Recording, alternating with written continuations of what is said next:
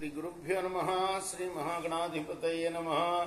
श्री सरस्वती नमः। भुक्राराव व्यास प्रोक्त महाभारत इतिहासं యథాతథంగా చెప్పుకున్నాం. ఇందులో భాగంగా నేటి వరకు ఆది సభారణ్య విరాట ఉద్యోగ భీష్మ ద్రోణ కర్ణ శల్య సౌప్తిక స్త్రీ పర్వాలనే 11 పర్వాలు పూర్తి చేసాం. 12వదైన శాంతిపురంలో కూడా 167 అధ్యాయాలు పూర్తి చేసి 168వ అధ్యాయంలోని 28వ శ్లోకం వరకు చెప్పుకున్నాం. ఈ రోజున 29 నుండి కొనసాగించే ముందు వ్యాస భగవాను ప్రార్థన చేసుకుందాం. వ్యాసాయ విష్ణు రూపాయ వ్యాసరూపాయ విష్ణవే నమో వై బ్రహ్మనిధయే వాసిష్ఠాయ నమో నమః. నారాయణం నమస్కృత్య నరం చైవ నరోత్తమం దేవీం సరస్వతిం వ్యాసం తతో జయముదీరయేత్. సదా నింబవృక్షస్య మూలాధివాసాత్ సుధాశ్రావిణీం తిక్తమప్యప్రియంతం తరుం కల్పవృక్షాదికం సాధయంతం నమామీశ్వరం సద్గురుం సాయినాథం. సమర్థగురు సాయినాథ్ మహారాజ్ కీ జయ. భీష్మ ఉవాచ హంతతే వర్తయిష్యేహం ఇతిహాసం పురాతనం ఉదీచాం దిశి యద్వృత్వం లేచేషు మనుజాధిప. భీష్ముడు చెప్తున్నాడు, నువ్వు అడిగిన ప్రశ్నకి ఏమడిగాడంటే, ధర్మరాజు మిత్రద్రోహి కృతఘ్నుడు వీళ్ల గురించి విస్తారంగా చెప్పమని అడిగాడు. దీని గురించి ప్రాచీనమైన ఇతిహాసం ఒకటి ఉంది నాయన, చెప్తాను విను. ఇది ఉత్తర దిక్కులో ఉన్న ఒక మ్లేచ్ఛ రాజ్యంలో జరిగింది. బ్రాహ్మణో మధ్య దేశీయ కశ్చిద్వై బ్రహ్మవర్జిత గ్రామం వృద్ధియుతం వీక్ష ప్రావిశద్ భైక్షకాంక్షయ. ఓ బ్రాహ్మణుడు వేదాధ్యయనం ఏమి చేయనివాడు సర్వసమృద్ధమైన ఒక గ్రామాన్ని చూసి భిక్షాటన కోసం వెళ్ళాడు. తత్ర దస్యుర్ధనయుతః సర్వవర్ణ విశేషవిత్ బ్రహ్మణ్యః సత్యసంధశ్చ దానే చ నిరతో అభవత్. ఆ గ్రామంలో బాగా ధనవంతుడైన ఒక బంతిపోటు దొంగ ఉన్నాడు. వాడు అన్ని తెలిసినవాడు, సమస్త కులాల యొక్క ఆచారాలు వ్యవహారాలు అన్ని తెలిసినవాడు. అంతేకాదు వాడు అబద్ధం ఆడినవాడు, సత్యమే పలికేవాడు. బ్రాహ్మణ భక్తుడు కూడా, మంచి దాత కూడా.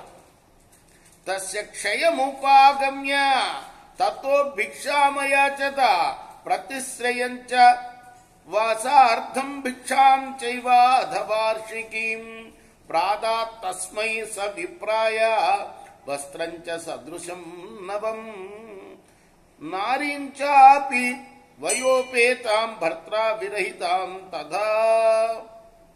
అదిగో అటువంటి ఆ బంతిపోటు ఇంటికి వెళ్లి భిక్ష అడిగాడు ఈ బ్రాహ్మణుడు. అతను ఏం చేశాడయ్యా అంటే, ఉండటానికి ఒక ఇల్లు దానం చేశాడు. 1 సంవత్సరానికి కావాల్సిన ఆహార పదార్థాలు కూడా ఇచ్చాడు. వస్త్రాలు కూడా ఇచ్చాడు, ఒక జత వస్త్రాలు, పంచెలు. అంతేకాదు ఆ బ్రాహ్మణుడికి సేవ చేయడానికి ఒక భర్త లేని స్త్రీని ఇచ్చాడు.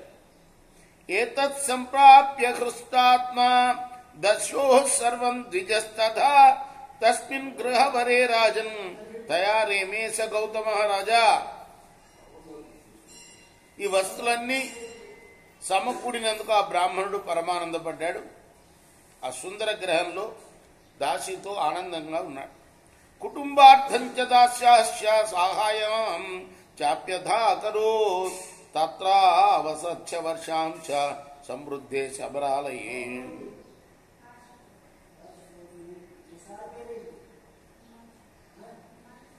ఇలా ఆ బ్రాహ్మణుడు ఆ గృహంలో చాలా సంవత్సరాలు నివసించాడు.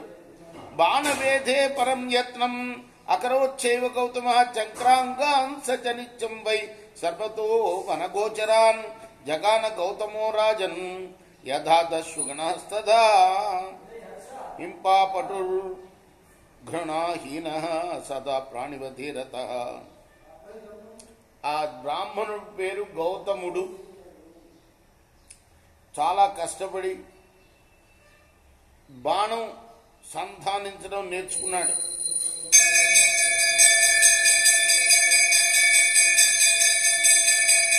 ఆ బంతిపోట్లాగానే అతను ప్రతిరోజు అడవిలో తిరిగి హంసలను వేటాడటం మొదలుపెట్టాడు. జంతు హింసలో మంచి నేర్పు కూడా సంపాదించాడు. ఎప్పుడూ ప్రాణిహింసాసక్తుడైపోయాడు. గౌతమః సన్నికర్షేణ దస్యుభి సమతాం యాత్ తథాతు వసతస్తస్య దస్యుగ్రామే సుఖం తదా ఆగమన్ బహవో మాసా నిఘ్నతః పక్షిణో భవాన్ బహూన్. ఈ గౌతముడు అనే బ్రాహ్మణుడు దోపిడీ దొంగల సాంగత్యం వల్ల అది కూడా నేర్చుకున్నాడు, దొంగతనం కూడా. అనేక పక్షులను చంపుతూ అనేక నెలలు అక్కడ నివసించాడు. తతః కదాచిత పరః ద్విజస్తం దేశమాగతః జటాచీ రాజనతరః స్వాధ్యాయ పరమః శుచిః వినీతో నియతాహారః బ్రహ్మణ్యో వేదపారగః. తర్వాత ఒకనాడు మరో బ్రాహ్మణుడు ఈ ఊరికి వచ్చాడు. ఆయన మృగ చర్మాన్ని నారబట్టలు ధరించి ఉన్నాడు. స్వాధ్యాయపరుడు కూడాను, అంటే వేదం బాగా చదివేవాడు, పవిత్రుడైన వాడు, వినయవంతుడు, నియమం ప్రకారం భోజనం చేసేవాడు, బ్రాహ్మణ భక్తుడు, వేద పారంగతుడు, విద్వాంసుడు కూడా. ఇన్ని మంచి లక్షణాలు ఉన్నాయి ఆ వచ్చిన బ్రాహ్మణుడికి. స బ్రహ్మచారి తద్దేశ్య సఖా తస్యైవ సుప్రియ తద్దస్సు గ్రామమగవత్ యత్రాసో గౌతమో వసత్. ఆ వచ్చిన బ్రాహ్మణుడు బ్రహ్మచారి కూడా. అంతేకాదు ఈ గౌతముడు అనే బ్రాహ్మణుడికి పరమమిత్రుడు. దేశ సంచారం చేస్తూ ఆయన గౌతముడు ఉన్న గ్రామానికి వచ్చాడు. సతు విప్రగృహాన్వేషి శూద్రాన్న పరివర్జక గ్రామే దస్సు సమాకీర్ణే వ్యచరత్ సర్వతో దిశం.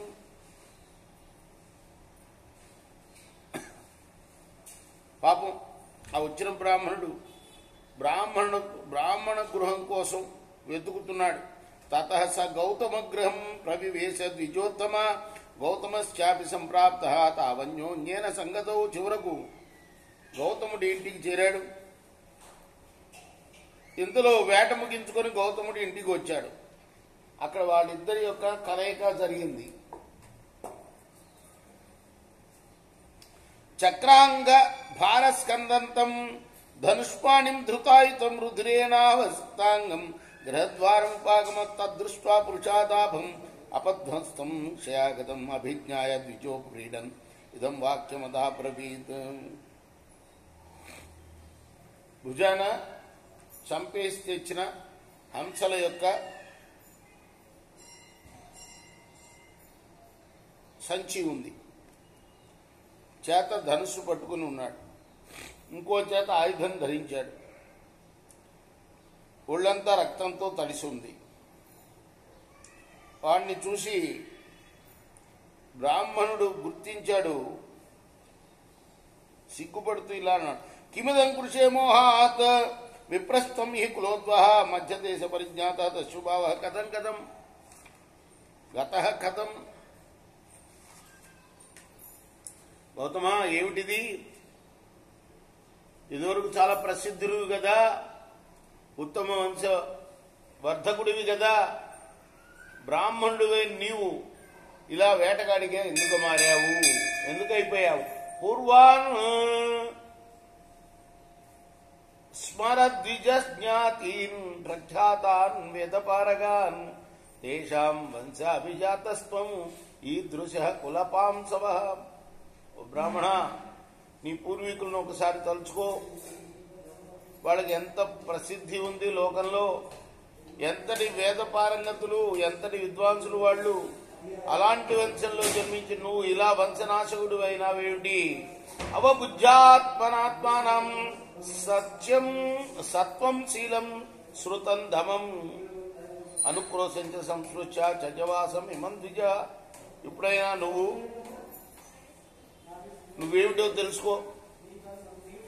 బ్రాహ్మణుడికి ఉండాల్సిన సత్వగుణాన్ని, శీలాన్ని, శాస్త్రజ్ఞానాన్ని, ఇంద్రియ నిగ్రహాన్ని, దయను గుర్తు తెచ్చుకొని నువ్వు ఇక్కడి నుంచి బయటకు వచ్చేసేయి. స ఏవ ముక్త సుహృదా తేన తత్ర హితైషిణ ప్రత్యువాచ తతో రాజన్ వినిశ్చిత్య తదాత్మవత్. తన హితం కోరిన మిత్రుడైన ఆయన ఇలా చెప్పగానే గౌతముడు మనసులోనే ఒక నిశ్చయానికి వచ్చి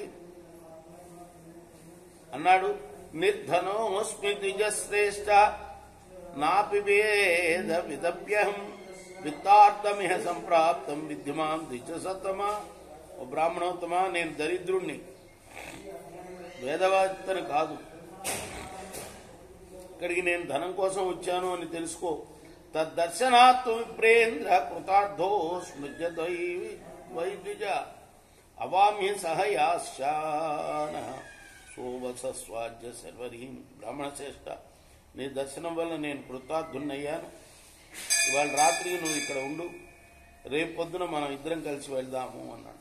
సతత్రవసద్విప్ర రుణి కించిద సంస్పృశన్ క్షుధితశ్చంద్యమానోపి భోజనం అభ్యనందత.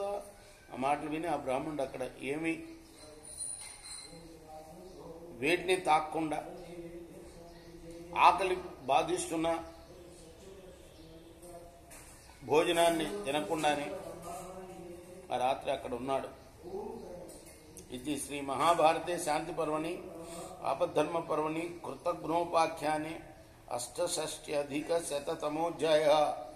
ఇది వ్యాస మహర్షి రచించిన మహాభారత ఇతిహాసంలోని శాంతి పర్వంలోని 168వ అధ్యాయం. రేపు 169వ అధ్యాయాన్ని ప్రారంభం చేద్దాం. కృష్ణార్పణమస్తు. ప్రజాప్యపాలయంతాం గో బ్రాహ్మణేభ్యో శ్రీచంద్రోకాశోస్తాశిగ్రో కృష్ణార్పణమస్తు.